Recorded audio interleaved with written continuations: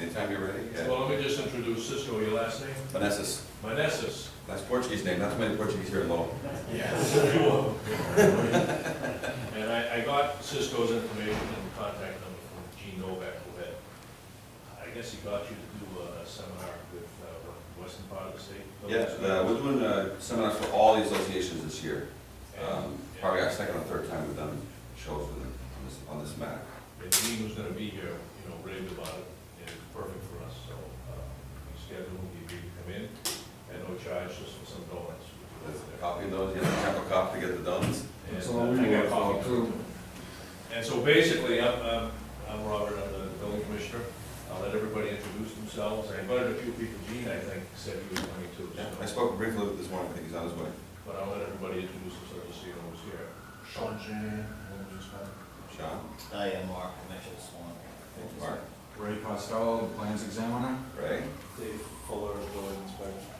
I'm Roger Holland from UMass Lowell, project manager. Perfect. And Dan Price with Lowell Fire Training Division.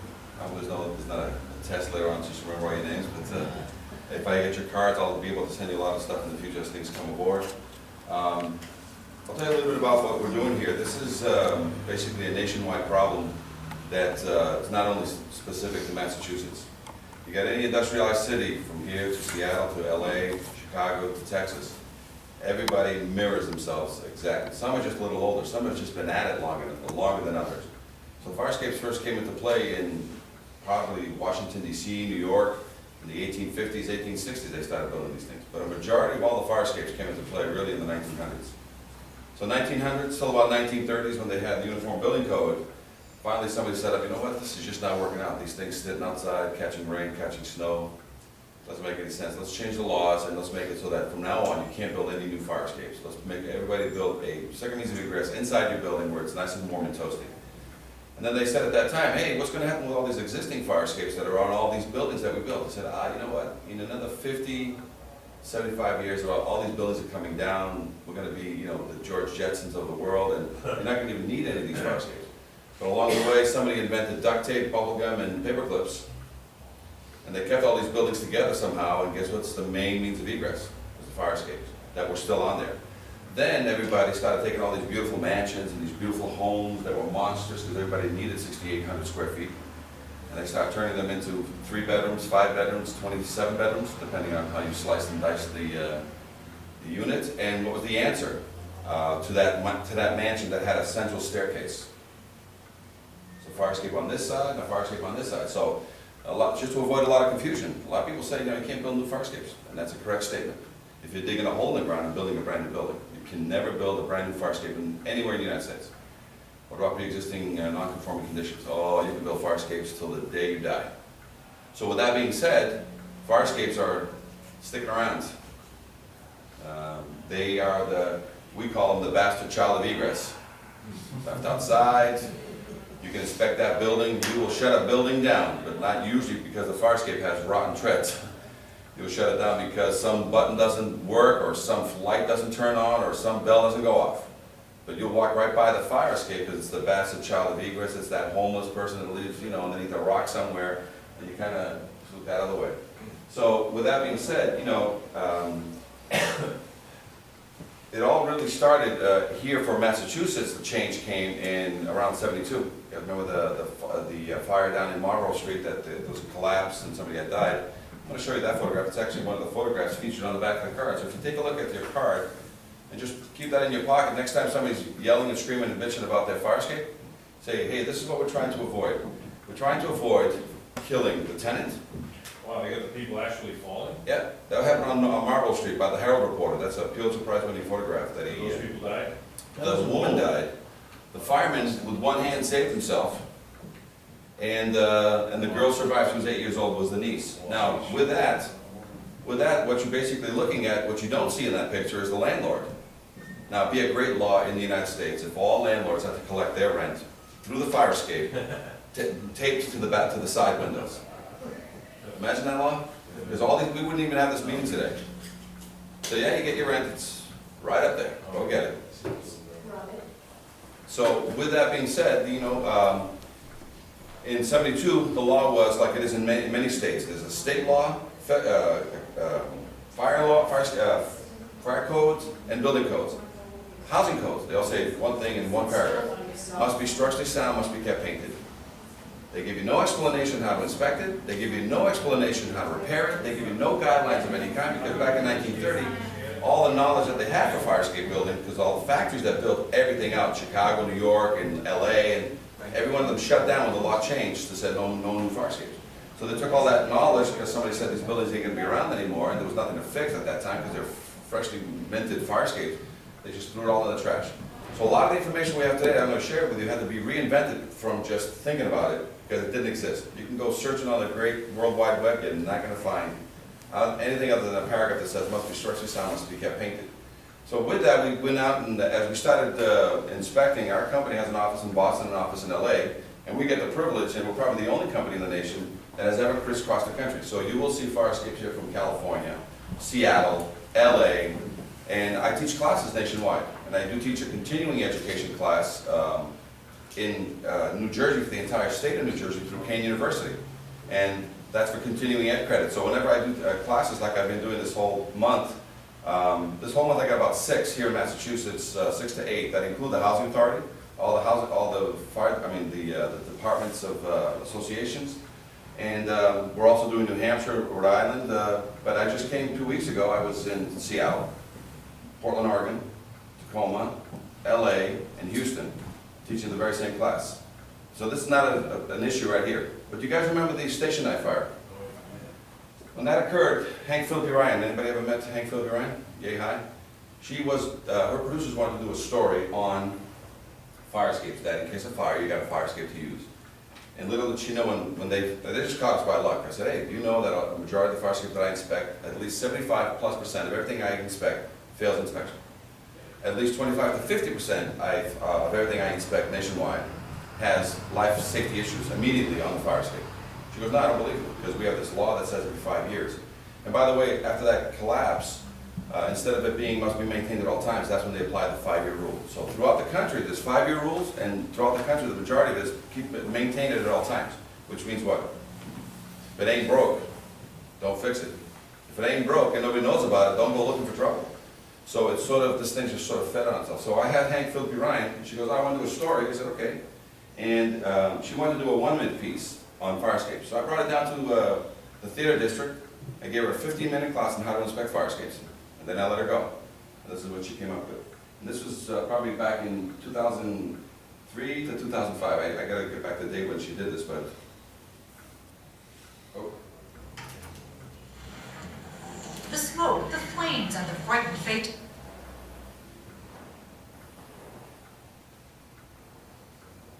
Sometimes it's got a load of seconds, so bear with me.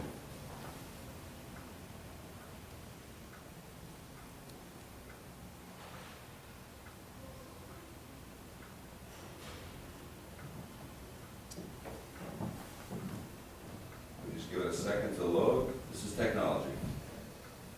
It's great when it works.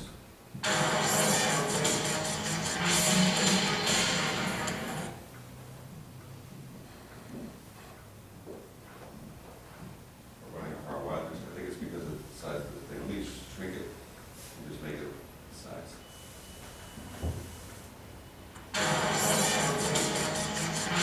Coffee there, by the way, if anybody wants it. The smoke, the flames, and the frightened faces. All in a firefighter's line of duty.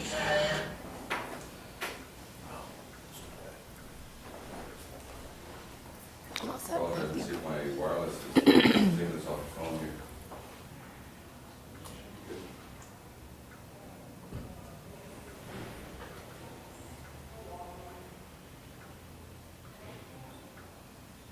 Just gonna let it load a little bit just before and I'll start it. But basically what she did is, after the training of going downtown, then she took the trip and she went south, east, and west.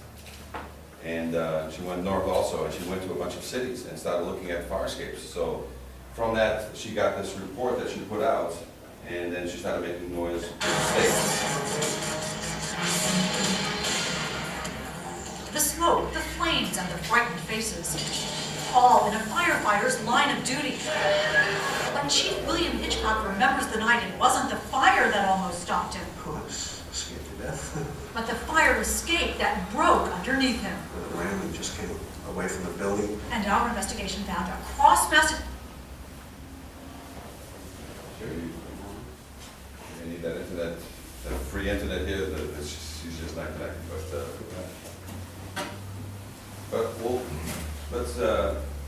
I'm gonna let this load for a second, and as soon as I get enough bar in front of me, I'll replay it. But let's take a look at some of the things that we've done ever since that came across. Let's start, we're gonna talk about what we're gonna be talking about today and some of the things that we've been offering nationwide. First of all, a couple of things that weren't even available out there. Confidence test. Do you believe that in the entire United States there is no fire escapes confidence test?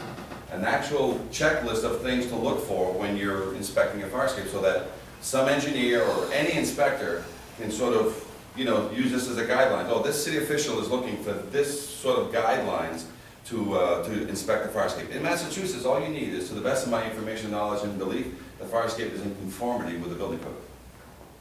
And then you can put disclaimers at the bottom. This doesn't include anything I didn't see and anything I didn't look for. So with those disclaimers, you basically have what's been happening here for many, many years. And it took 75 years to go wrong here, so don't think that this is just, listen, we're not blaming inspectors as far as engineers, structural. We're going to blame the building inspectors. We're going to blame the structural engineers, and we're going to blame the vendors. And I've been playing all three, so I know what's going on out there that has been done. And I always use the example of, I'm that car thief that the cops bring in. I tell them how to keep your car safe, because I've broken into enough cars. So I'm going to share a lot of information with you on what happened here with everybody sort of being helpful. In the building inspector side, when you guys write a violation, who's say I write a violation for the past 75 years? You may be doing it today, or you've done it for the past 75 years. You go by a fire escape, you see something wrong with it, you say, scrape and paint. So the owner who just got your violation gets a scrape and paint violation in his hand. You know who he calls first? Joe the painter. Joe the painter comes out on a typical 5-story fire escape that has, full of stairs plus a cantilever at the bottom, very complex system, and says, how much to paint this? Because I got a violation that I got here from Bob. Goes, oh. Looks at it, walks it, $2,000. Really? $2,000, yeah. And oh, by the way, you got a couple of loose treads up there that you got to take care of so that my guys don't get hurt. Goes, oh, no problem. I'll call the local ironwork guy and have him come out here and look at this. So he calls the local ironwork guy, and the local ironwork guy comes on and says, yeah, let me walk in. He goes upstairs and he says, oh my God, that's just those 2 treads, man. You got the whole thing is rotten and falling apart. He goes, really, how much is it to fix? Because I need the guy who's going to paint it. No, he goes, oh, I can paint it. I fix it and I paint it, because I was trying to steal this guy's paint job. He goes, oh, $20,000. I'll fix this whole fire escape, refurbish it, and paint it. $20,000. $20,000. He goes, okay, thank you. So he's got 2 bids. He's got Bob's. He goes back and reads his thing, and he starts becoming a lawyer all of a sudden. He goes, what did this guy say for me to do? Scrape it and paint it. So he goes, Joe, the painter, gets the job. And then when Joe gets the job, he goes, hey Joe, those 2 treads, you think you can fix those? What do you think Joe's going to say? Sure. So Joe gets Home Depot something or other, and he just fixes those 2 bolts. Tells his guys about the other loose bolts, the other loose treads. What do? Careful. Hope nothing happens. Now, here's the best part. We're going to fix this fire escape because there's scraping and painting happening. Is there any repair going on? So do I need a permit to scrape and paint your fire escape? So right now, I'm under the radar. I get under the radar, I'm scraping and painting. If anybody catches me, I can say, dude, scrape and paint. That's what the owner told me. Oh yeah, it looks like you're changing some bolts. Yeah, a couple 200. But that's how everybody's been doing. So anything that you have to remember, the first defense that we're going to need on anytime you get a fire escape that's being touched, where's the repair permit? I'm painting it. Okay, so it's a $10,000 job, $7,000 is repairs, $3,000 is paint. Yeah, I need a $7,000 permit. That's going to put one more set of eyeballs on the fire escape. You get a certificate that came in the mail from Joe Engineering, and it says the fire escape is fine now. Say, Joe, who did the work? You have to go back and find out who did the work and say, I want that guy to pull a permit, and you need to do an inspection. Because we're going to talk about what to look for when things are bad. So this thing is pretty much, let me see if this will play the continuation of this. Massachusetts, more unsafe fire escapes, rusty, deteriorating, crumbling, broken. And what state officials didn't know, the system they set up to keep fire escape safe is also falling apart. The potential ramifications are disastrous. So let's look at this one. This expert ironworker is licensed to build, maintain, and inspect fire escapes. So that over here? For months, we examined dozens of them with alarming results. Looking at this today, would this pass inspection? No. In dormitories, at the Was that you? Yeah, it's my younger, better-looking brother. How long ago was this done? I believe this is 2003 that we did this. Well, when was the Station 9 fire? It was right after. Station 9 fire was, 6 or 7 years yeah, it was right after, in the same year that, I apologize, this thing looks, it says it's up to speed, but they don't send it, well, we'll get through the video. So with that, and I apologize for the connection, but if we get, Katie, you want to go see the office and see if they have the wireless password? Because if that's the case, then we'll probably get in, but otherwise I just got to keep letting it load. I'm using my phone to basically use it as a wireless, and she may be slow as molasses for some reason.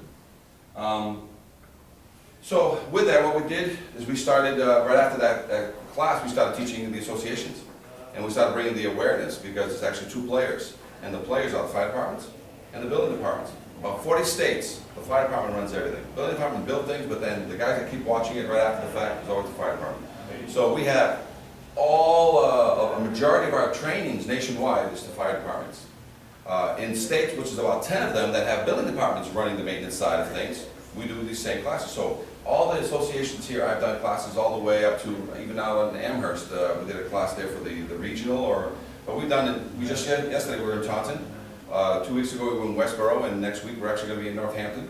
And we're also going to be down teaching the housing department in Chinatown, you know, the entire Boston Housing Authority. We're teaching them down there on a 2-day, one-day class, but 2 classes split during the day. So with that, what did we come up with that we found? We found that not only are we having problems here that nobody's watching, because you guys are writing scrape and paint violations, so you can't write them anymore. You have to write repair, paint, test. And that immediately eliminates the paint word. Repair, then paint it, then test it. And the tested is the word that's in your code. All fire escapes must be certified and or tested. The word test in our code, 101.3, is low test. And if I can't certify, I mean, my job is to make you not low test a fire escape, but give you enough information to prove to you that in lieu of a low test, which is what the rest of the country does, we've certified and repaired this fire escape. Now, 25 or 50 years ago, there wasn't a major issue about all the bolts and all the rivets. But we're looking at fire escapes that if they have square head bolts, they're 50 to 75 plus years old. If they have rivets on them, they're 75 plus years old. Now, the only way to certify that fire escape is one of 2 ways. I don't care how pristine your square bolt and your rivet is. The only true test to that'll make the tenant safe and the fireman safe is a load test, but they're expensive. I'm going to walk through a load test with you, and I'll show you how expensive moving weights around. But I'm going to show you that in the certified repair, in lieu of a load test, is there anything else that can be done to guarantee and keep that perfectly good to excellent rivet or bolt? And the answer is yes. You back it up with another bolt, just drill a hole next to the same exact bolt, put another bolt there, which is a fresh new bolt from today. Or sometimes it's faster and cheaper to just cut that old bolt or impact gun it right out of there and drop a new bolt right in there. You've just certified that fire escape in lieu of a load test. And then we speak with the commission and say, listen, this fire escape has been refurbished in lieu of a load test, or do you still want to order a load test? And So you'll the say, steel is reasonably intact still. yes, this is assuming all the steel is still You reasonable told me, intact. I'd like you to talk about it, because we're all familiar with it, is the fire escape on the Sunville. Yeah. That is a nightmare. I don't think it's ever been maintained. You said No, you're- yeah, I walked it. It's got more rust in every joint and every connection. And at the time when I looked at it, which is probably 5 years ago, the main issue is that they had done something on the inside to satisfy, because it was a housing. Well, it's not an apartment building. and Yes. They have a second, but we haven't given them permission to take it down. Yeah. Assuming it has to stay. Yeah, what I was told is that the historical committee, or better known as the historical committee. No, they're not holding That's, it up. well, that's what they was 5 years ago. And they said, they wanted to stay because it's part of the building. And we said, well, in order for you to keep it just from falling apart, there's a lot of things you need to do. So if the firemen are never going to use it, you got to remove certain components so that they can never get access. They have to put all kinds of signage that's saying this thing is decorative, not structural.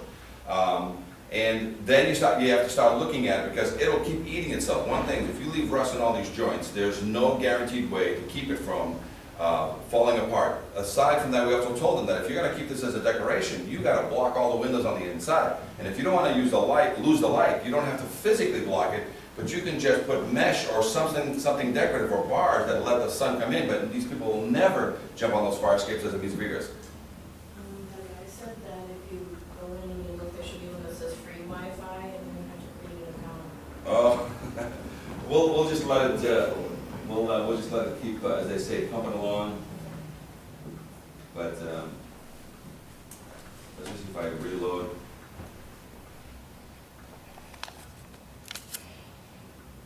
We'll let it reload, and then as it reloads,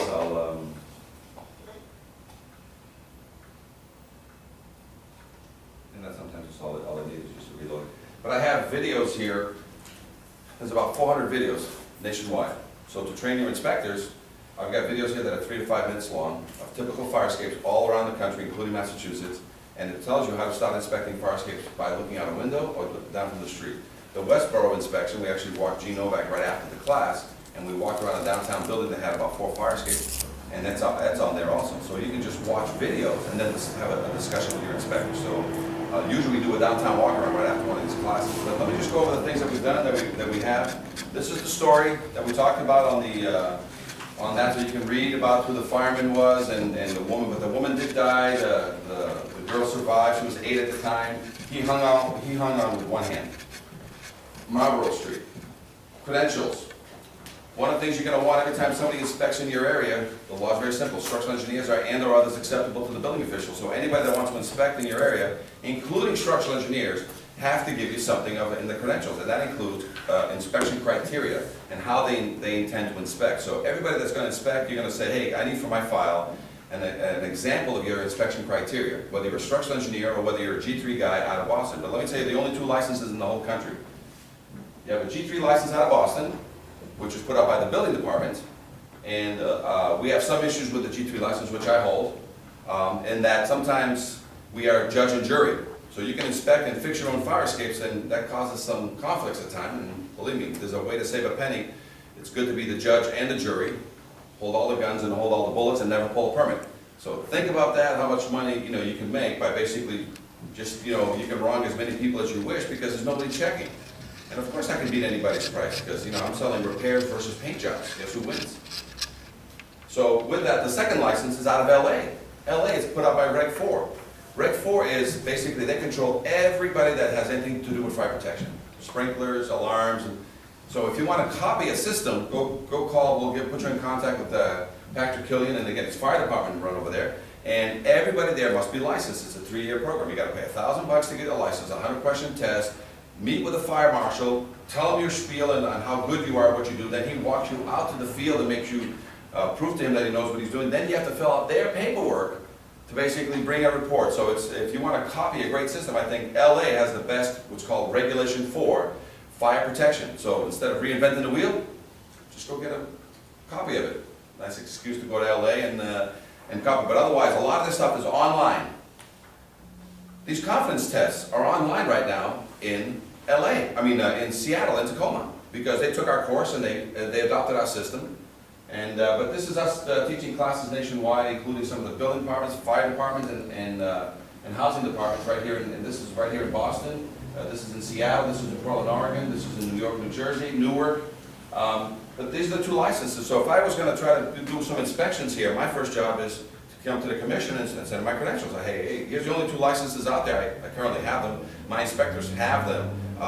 Can I inspect? Otherwise, no, I want a structural engineer. Okay, I have them too on my staff. For example, you can inspect a fire escape in Boston with a G3 license, but you go to Chelsea, they won't take it.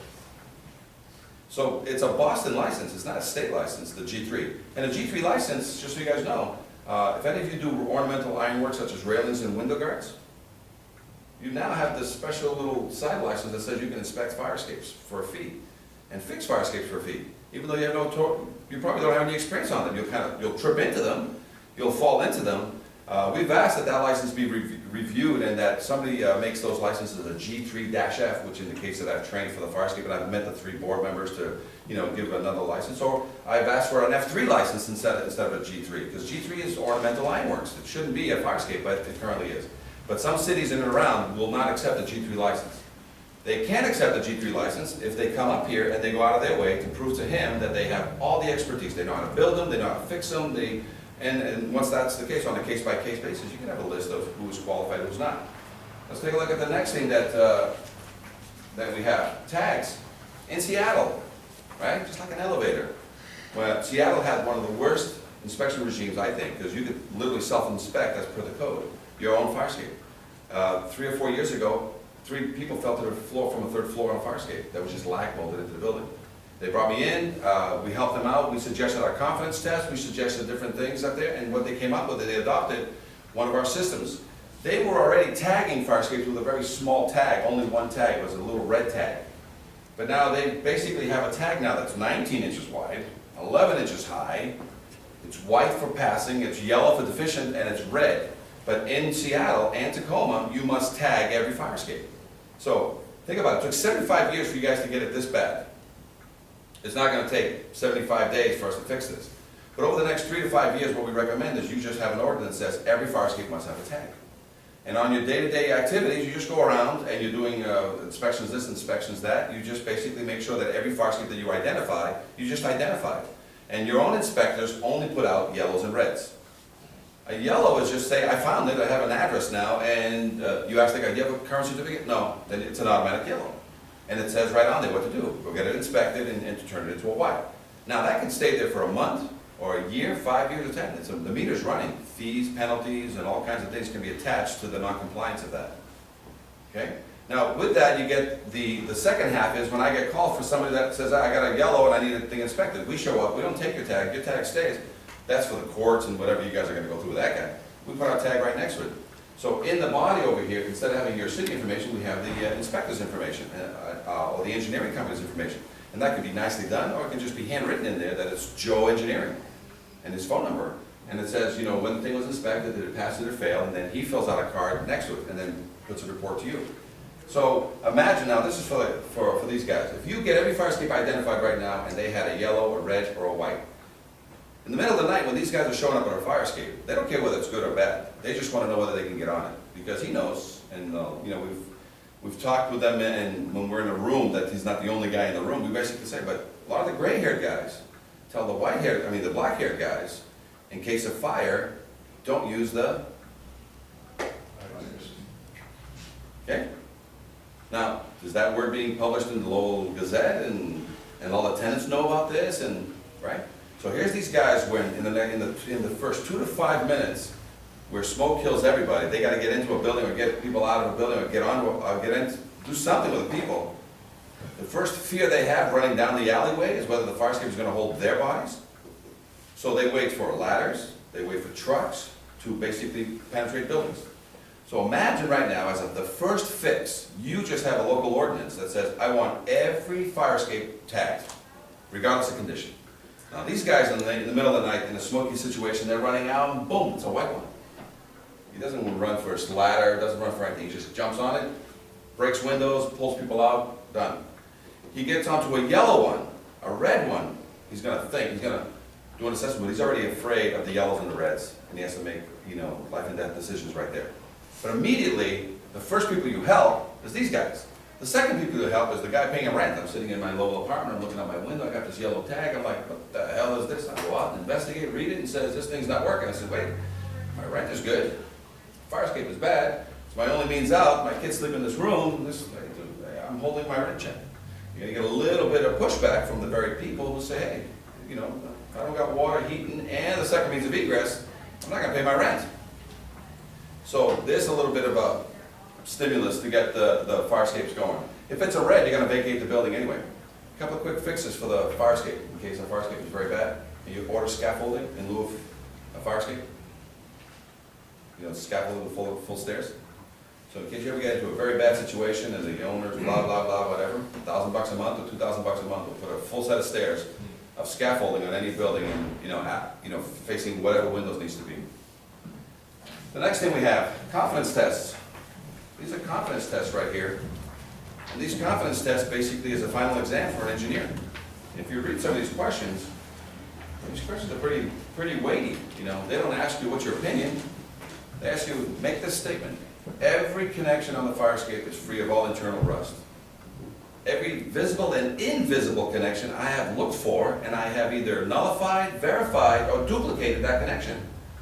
And that's how I achieve the word guaranteed certification. You'll never see the word guaranteed, but will you allow certified repairs to be as close to the word guaranteed as possible in lieu of a load test? So that's all. We're looking for a certification on something that's 75, and you only have two choices to tell me that something old is good. Load test it at extremes, with extremes amount of money. I'll take that same amount of money and change bolts and back things up. And what are we going to back up, which I'll show you? Supports and staircases. Everything else, that's the major structural. The minor structural is just decorative. You don't have to back those up. If those are good conditions, they'll stay, because those are never going to hurt anybody. Let's see if she'll finally play, and I hope she'll play. The smoke, the flames, and the frightened faces, all in a firefighter's line of duty. But Chief William Hitchcock remembers the night it wasn't the fire that almost stopped him, Oh, I was scared to death. but the fire escape that broke underneath him. When it ran, we just came away from the building. And our investigation found across Massachusetts more unsafe fire escapes, rusty, deteriorating, crumbling, broken. And what state officials didn't know, the system they set up to keep fire escapes safe is also falling apart. The potential ramifications are disastrous. So let's look at this one. This expert ironworker is licensed to build, maintain, and inspect fire escapes. So that over here, for months, we examined dozens of them with alarming results. Looking at this today, would this pass inspection? No. In dormitories, at theaters, at homes, and apartment buildings. Rust is actually eating away the metal of the fire escape. And the bottom line? It'll get weak and then eventually it'll fall. This one has rotted connections. This one missing bolts, twisted metal. Would the stairs come down? No, never come down. This one, a broken tread. So how dangerous is it for the people inside this building? This fire escape is definitely going to put somebody either in the hospital or it's going to put somebody in a cemetery. Fire escapes are so critical. The state building code requires they be certified for structural adequacy and safety every 5 years. But our investigation found that safeguard is simply being ignored. Here's proof. We chose fire escapes at random in Boston, Somerville, Cambridge, Worcester, and here in Quincy. We checked building department files, But there's no fire escape certification. to see if building owners had submitted their mandatory inspection reports. There's no certification in this one either. Bottom line, not one we checked in Quincy had been certified as safe. And the Director of Inspectional Services admitted because of staffing shortages, the city has no idea how many other fire escape owners are breaking the rules. And as a result, do you know how many fire escapes in your city are safe or not? Well, I don't know. In Worcester, not one we checked was certified. In Somerville, No. 4 more fire escapes. Did it fall through the cracks? Yeah. Not one up-to-date certification. And again, no system for keeping track. How can they get away with that?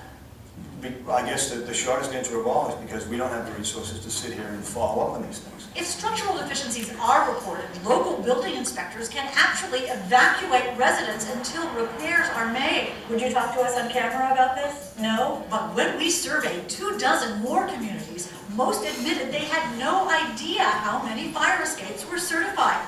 In Taunton, inspectors told us they haven't seen a certification in 25 years. Northampton officials said it's a cold day in hell when that happens. In Cambridge, too, not one of our test buildings was certified, and the official in charge would not come out to discuss it. In Boston, where there are more than 8,000 fire escapes, again, according to an Any idea how many fire escapes there are in Lowell? No idea. But we've been worried about it for a while. You should be worried about it too. Does balconies fall under the same, Fire balconies, sure. Anything they can call on in a fire. Inspectional services, not one we checked was certified. Officials know they are required to enforce the building code, but they admit they don't always know if owners are breaking the law. The building code is being ignored. Right, but it's difficult to write a violation when you don't have knowledge of something.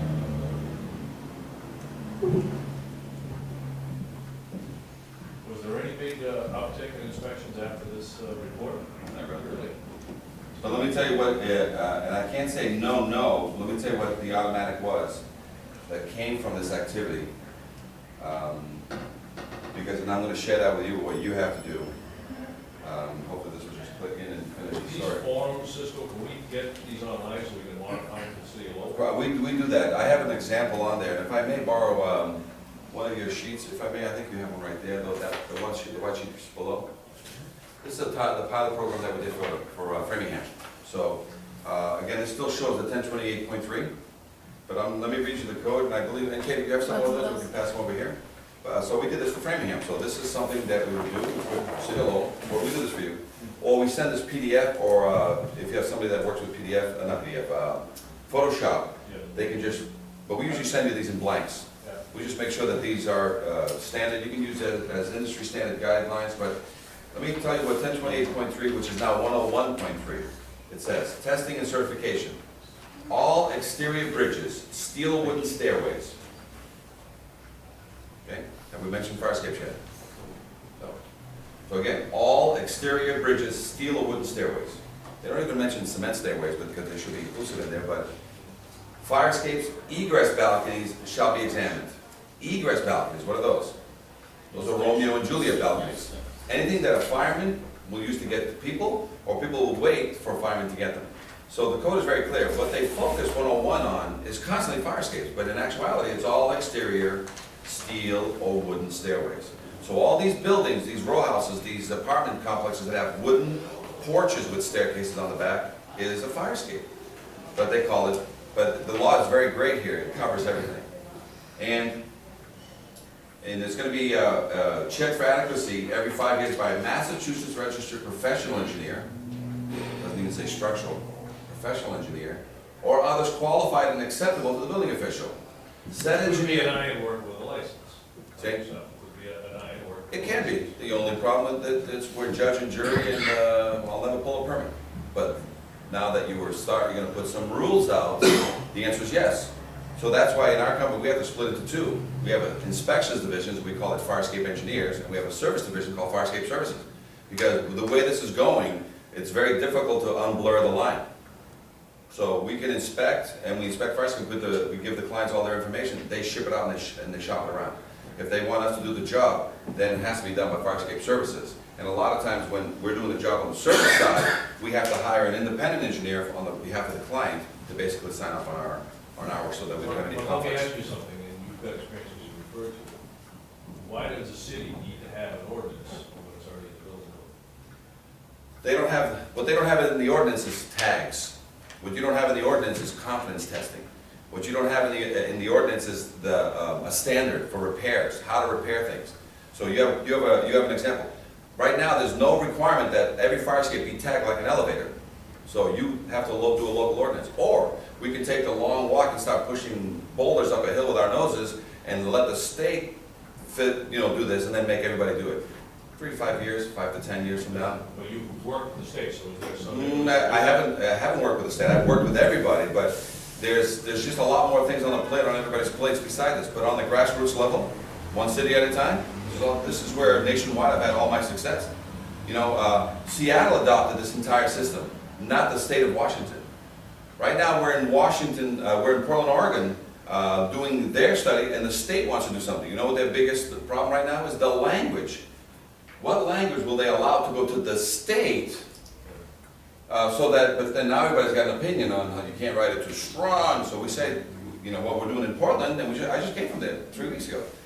The way to do it is you do it on a grassroots level. You let the state write the vague, And the cities, do you have can you send me a list, I don't expect you to do it now, of cities that have adopted this ordinance so I can copy the Sure. language? Seattle, Tacoma, Portland. We'll give you the names and contact numbers so that you don't have to reinvent the wheel. Just Exactly, copy. I reinvented the wheel. But basically what we've said to them is on a grassroots level, for example, if you want to get this as an industry standard, there's several ways. One is, where's the industry? Well, it doesn't exist. So we're starting the Fire Escape Association just to create an industry standard, you have to have an association. So we're starting that as of, 2012, there'll be an industry standard, because we're gonna house our stuff there. So if you take any of my stuff, and you say, we have an informational bulletin that we have here, and just call it an informational bulletin so that as a reference, as per industry standards, all inspections should be done using this standard. Well, this pamphlet I just gave you is industry standard.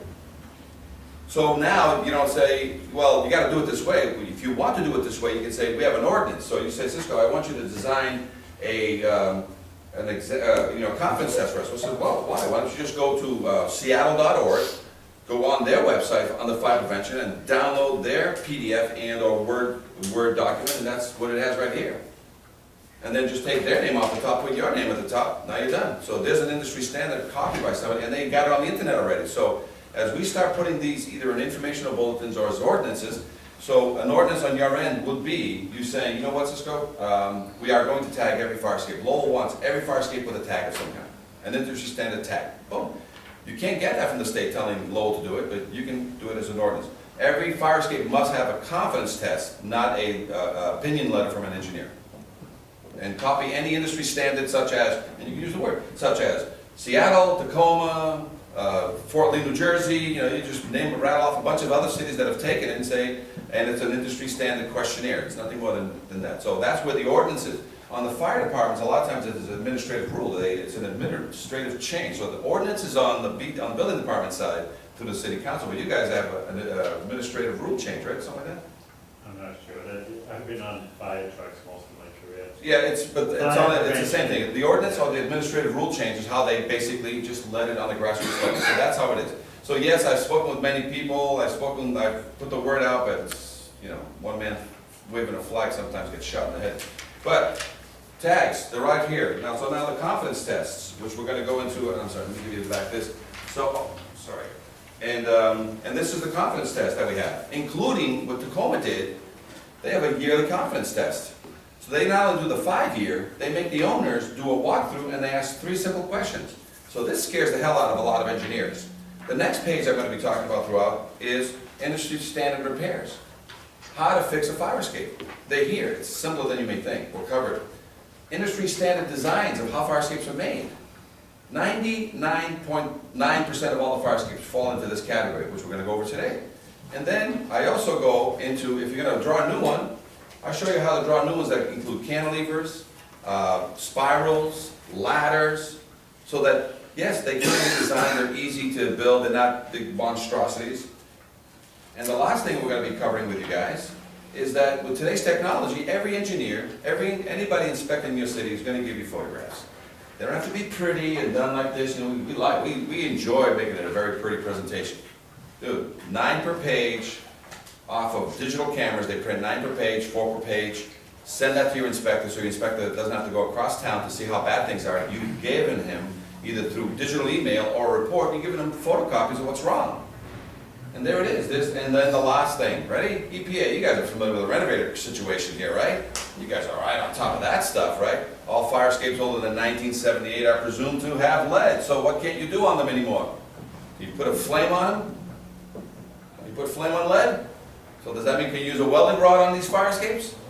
Well, here's the beauty. 99.9% of all the fire escapes made in the United States are bolted and or riveted connections. They're not welded, because welded fire escapes tear apart. So, but guess what guys have been fixing the fire escapes without any fire permits? They leave the rust in the connection. They've been welding these things shut. A year later they snap, because anybody knows you let rust continue growing, it just snaps the weld from yesterday. And what happens is now you can't burn them. They're supposed to be rebolted anyway, so this is really not going to be a big issue. The big issue with this is that anybody that needs to touch fire escapes must have a renovator's license. Well, that's on the confidence test, it asks for your renovator's license. And all that means is that the renovator knows how to wear the little white suit, knows how to put the plastic down, collect all the chips, close all the windows, identify everybody in the building to make sure we're working with lead, collect that, put that in the trash. So these are the things that we've been working on that we're going to cover today. So this is your first manual. We're going to be putting a manual together, 1 to 2 inches, that you're going to put in your, in your thing there. It's going to have the CDs of the classes that we have like this. We have about 500 videos online that you can go see. So right after this one, you're probably going to want to go to look at these videos, I mean, I'm only gonna play a couple minutes of it, and because the internet connection is pretty bad. And this one is, whenever we can capture an official, we capture building inspectors and fire marshals and training officers all the time, but last, 2 weeks ago, we caught Gene by surprise, and so with that, we basically did a training class with him. So if you go online, and again, today's just a horrible day for connection, must be the weather, but this is like a class when I'm actually gonna be showing Gene here, and he has no choice but to, you know, say yes, yes, yes, because we're sort of repeating everything we talked about in class. You know what I'm saying? So let's, I'm gonna start the class and the slideshow, and then we'll get back to slides, and hopefully by then I'll be able to start an account.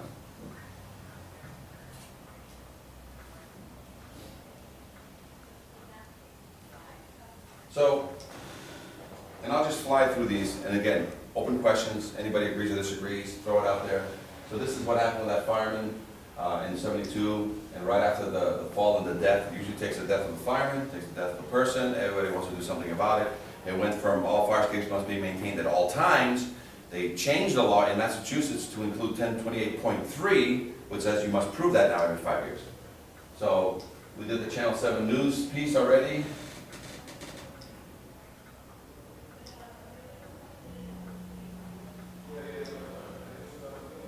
Let's talk about live load testing. That's what everybody's been doing. Every time you guys walk out on a fire escape, check a fire escape, you're doing a live load test. So we're going to teach you never to walk on a fire escape again. But right from a window, you're going to look at a couple things. You're going to look at the age, you're going to look for 2 things. It must be structurally sound, must be kept painted. Painted is simple. Look out. Is it rusty? You've got enough to write a violation. Go ahead. Before I begin, an important question, distinction between a place where people sleep and a business that has fire escape. We have a lot of buildings that are half empty, nobody sleeps there, but it's a business. Yeah. So I would assume that we don't have to be as adamant, or is it all the same? It's all- Fire escape, you treat. Well, ask him, you know, whether he's saving a residence or saving a commercial building, they're asked to jump in a building the same way. And then at the same time, when all hell breaks loose, guess what this guy jumps out a window on and wants to have below his feet when he gets on the other side of that window. I see. Yeah. But here's another thing, and this is very important, and he'll appreciate this. There's a word they use a lot called surround and drown. So give me a 5-story building that the owner doesn't give a shit, and they only have, you know, things on the bottom floor, then we put signage on it. This fire escape is not structural, all around. Everybody who shows up says, what do you do with that building? You get whatever you can do on the first floor, but you surround and drown. You just fill it with water. It's a bathtub. You put it out that way, right? Surround and drown. Don't get on it. So a lot of these downtowns, yes, but I will also talk to you about a situation. Let's talk about somebody who's got a big building downtown, he's got a $50,000 problem, and he just doesn't have the money. You can actually make the fire escape functional until such time that structural repair. So you don't remove your violation. We're going to go into more detail about that later. But I can make a fire escape functional where the rust still stays there, but I put in all new bolting and whatever. The owner still assumes all the liability. The engineer and the vending company assumes no liability. It's like it's a Band-Aid. It's triage on the battlefield. You haven't removed your violation, but now the owner's got 3 months, 6 months, a year to basically stretch out his payments or work with the vendor who's going to repair it over a 12-month period. But the first thing is he spent $15,000 to make it functional so that tenants and firemen can utilize it in case of an emergency. But it has all the tags, it has all the, it's a yellow card. It's not a white one, it's a yellow. And you guys basically stay on top, and as long as the owner's making an effort to get the problem resolved. Where do you put these tags so that an emergency? 7 to 10 feet from the ground, permanently affixed to the fire escape or on the building. So it's a waterproof installation? Oh yeah, it's encapsulated in plastic. I'll show you something. This is live load testing. Yeah. This is reminiscent of New York City. When you had no AC, where'd you go sleep? Yeah. This is similar to what happened in Cambridge while they were Hasty Puddings parade. Kids were all, this is not the actual building, but they were doing this, and the nice cast iron molding that was on top, the kids were all leaning on it, let go, fell 3-4 stories, came down, didn't pierce anybody, but it ricocheted and smacked a bunch of people, and lottery ticket. This is what firemen want and need. This is when all hell breaks loose. This is what they need to be able. I'm going to talk about load test today. They save a lot of times children and people who can't go out, for some reason they can't go out the front door. They got to come out some back window or whatever the situation is. Firemen use it. And see this poor guy right here? Vendors It's also dangerous for vendors. One of our guys out of Chicago, his father 4 years ago fell 7 stories from fixing a fire escape, very much the same way. The things just collapsed underneath him and he fell, but he didn't survive. So firemen, vendors, tenants, you never see a dead landlord though. Okay? But, another live load test. Okay? People even using fire escapes to, you know, do, actually, I'm gonna do something here just to see if I can get this a little darker. Does that help?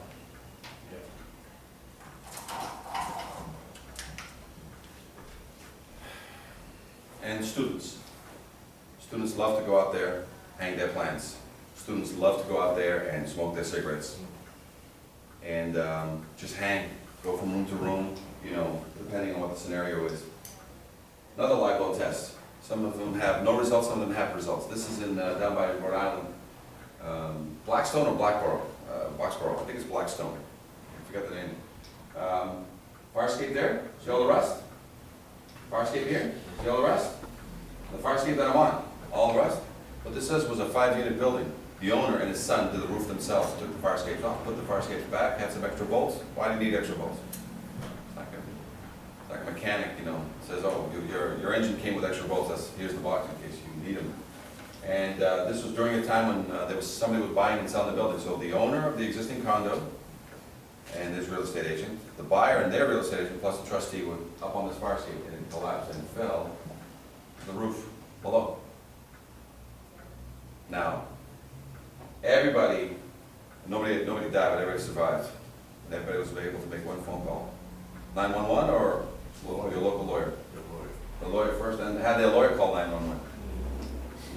There's another live load test that occurred in Iowa, in the Iowa college there.